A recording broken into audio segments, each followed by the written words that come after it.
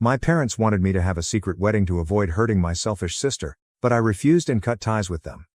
I, 27, female, recently got engaged to my longtime boyfriend Jonathan, and I couldn't be happier. I told my parents last week, and while they sounded thrilled and congratulated me, I had a feeling something was off. But I didn't think much about it. They called yesterday to say they'd be able to attend for no more than an hour. Furthermore, they required that I marry in secret and keep the news from everyone. I couldn't believe what they were asking me to do until they explained the rationale. My younger sister Kelly, 24, female, is a brat. I know people say this about their sisters when they're younger, but we're both adults, and she's still a spoiled brat. We had not spoken in the past 3 years. She couldn't abide anyone else being the center of attention, even for a second, and my parents did nothing to discourage her attention-seeking behavior. I ultimately cut her off when, on my 25th birthday, she got drunk and made a scene in front of all my friends. I could not have invited her, but my parents persuaded me, and it was easier to give in than to argue with them. She screamed at me about how I was a loser and would always be, and how I could never compare to her. She did this in front of all of my friends, and if they hadn't intervened, she would have thrown her drink in my face. That was the last time we communicated before I blocked her on all of my social media accounts and stopped contacting her. My parents weren't happy, but I couldn't take it any longer. I had spent my entire youth trying to get others to notice me, but Kelly made sure that didn't happen. I was done living under her shadow. I had already moved out of my parents' house, so I was able to cut her off, and that was the last I heard from her. My parents attempted to persuade me to attend her wedding last year, but I wasn't interested at all. I'm glad I didn't go since the guy she was marrying, the alleged love of her life, was my high school lover. He dumped me the night before prom after Kelly asked him out. She seemed to be completely innocent, but I knew the truth. I cried for hours about it. Kelly disliked me. But, yes, that was Kelly. She recently divorced her husband after he cheated on her with his secretary for about 3 months. For the time being, everything is kept under wraps, but people will ultimately find out. She had an expensive wedding, which my parents paid for, something they will never do for me. My parents now want me to make my wedding low-key since they don't want to disturb my sister's peace at such a tough moment in her life. My father even refused to walk me down the aisle because he wanted to be present for Kelly and proposed that we postpone the wedding. I couldn't believe what they were asking of me, and I still don't. They just kept going on about how I should keep my wedding a secret for Kelly's sake and avoid making a big deal out of it so as not to hurt her.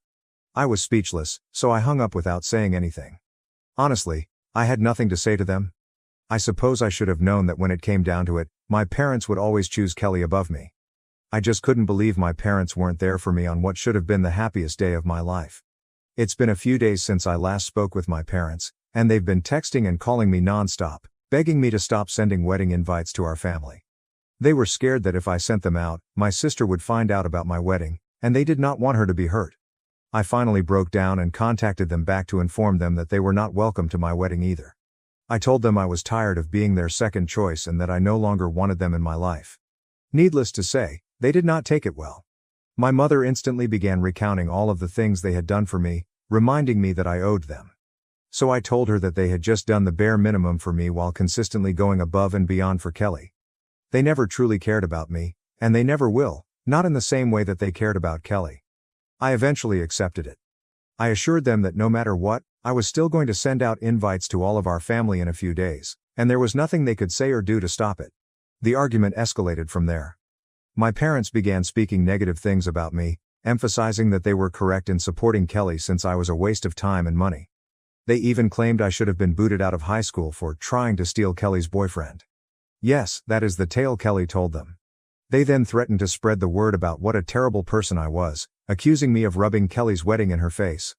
They promised me that they would do everything in their power to prevent people from attending my wedding. Have I gone too far? Am I the bad one for not inviting them? They reacted horribly, yet they are still my parents. Update 1. It's been a few days since I spoke with my parents. I awoke this morning to a text from Kelly asking to meet me. Obviously, I'm skeptical about what this implies, especially because we haven't spoken in 3 years and this is an unusual moment for her to seek out. I texted her back, explaining that I was extremely busy and couldn't see her, and that whatever she needed to say could be communicated via text. But she insisted on talking in person. I'm pretty perplexed right now. Update 2. I did meet her. I know most people told me not to, but I couldn't ignore it. And honestly, I'm glad I went. She has changed. A lot. Like, seriously. She started by apologizing to me, and I could tell she really meant it. There were tears in her eyes. She claimed she sincerely apologized for what she had done to me and hoped she could take it all back. It was surreal. I never expected to hear those remarks from Kelly of all people. In addition, I had a better understanding of my parents. Apparently, they were the ones who instilled in Kelly the belief that she needed to outperform me in every aspect if she wanted to be their favorite. She clarified that this was not an apology for what she had done, but rather an explanation. And it really did explain a lot of things. My parents informed her that the boy I was dating was too good to be with me and needed someone better, like her. That's why she pursued him in the first place. I was devastated to discover that I had been blaming my sister for everything that had gone wrong between me and my parents, when it was actually the other way around. My parents had wrecked not only my childhood self-esteem, but also the potential for a healthy relationship between my sister and myself. Both of us ended up crying at the cafe. It was a little awkward, but well worth it. We hugged it out. And now she's a bridesmaid too. She was quite grateful since it would take her mind off the divorce and everything else. I can't wait to see how my folks respond to this. Update 3. I'm a married woman. I realize this update is long overdue, but I've been so busy with the wedding that I couldn't find time to publish.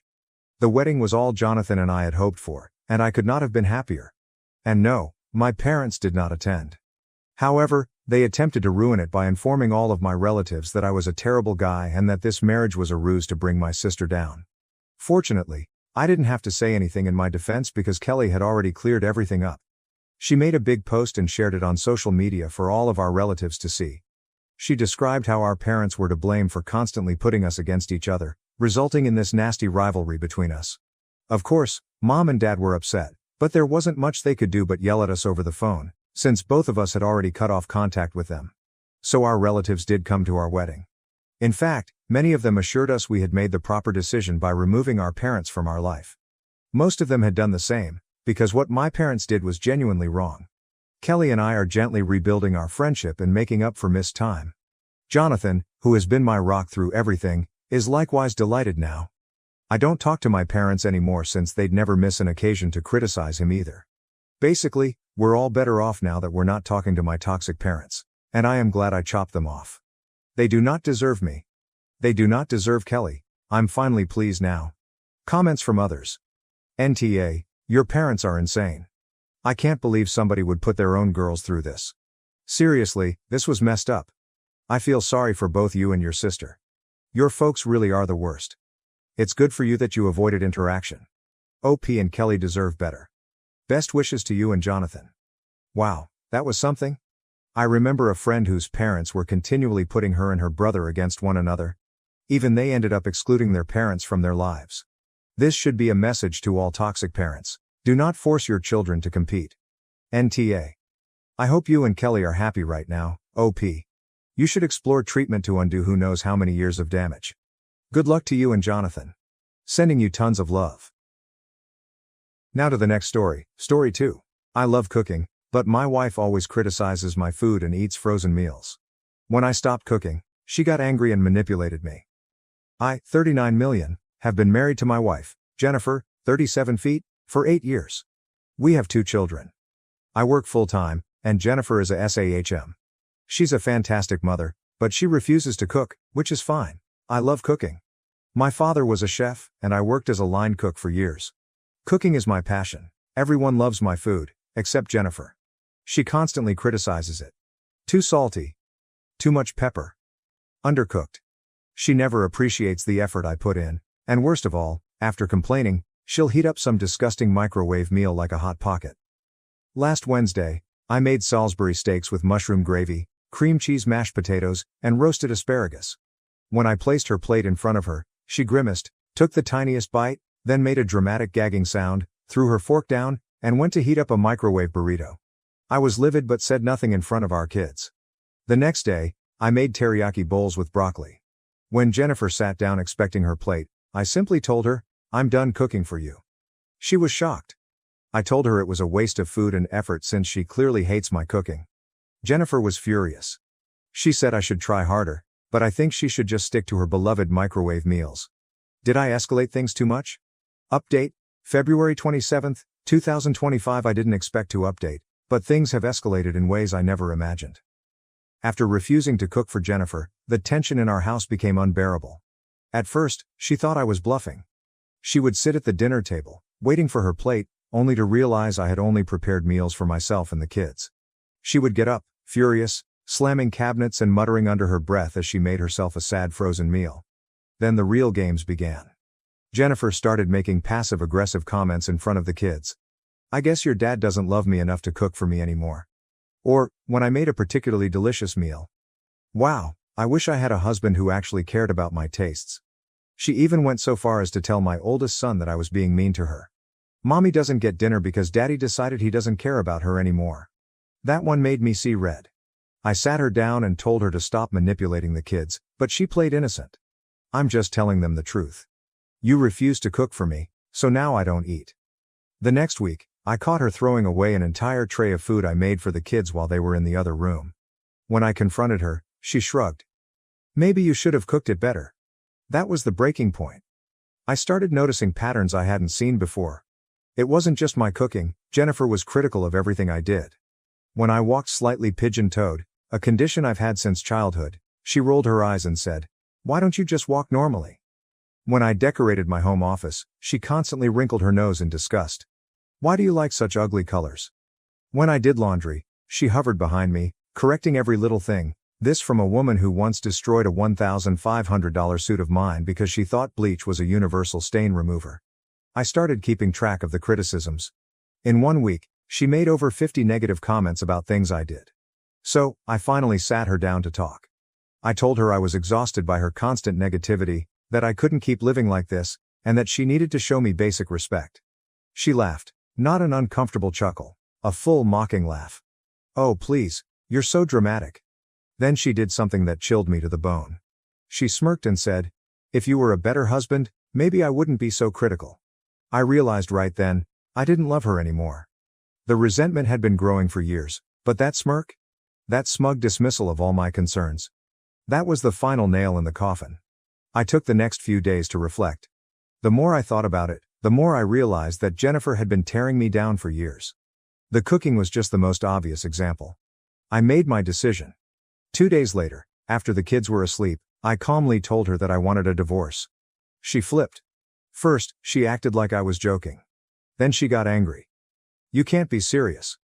Over cooking?" I told her it wasn't just cooking, it was everything. The constant belittling, the gaslighting, the manipulation. I told her I didn't want to spend the rest of my life walking on eggshells around my own wife. Then she went nuclear. She screamed that I was abandoning her, that I was ruining our family over stupid food. She called me selfish, accused me of being a bad father, and then, just to twist the knife, she grabbed the plate of dinner I had just made and threw it against the wall. I stayed calm. I told her I had already spoken to a lawyer and that I wasn't changing my mind. That night, she slept in the guest room. The next day, she tried to act like nothing had happened, but I stayed firm. I'm filing the papers next week. I don't know what the future holds, but I do know this.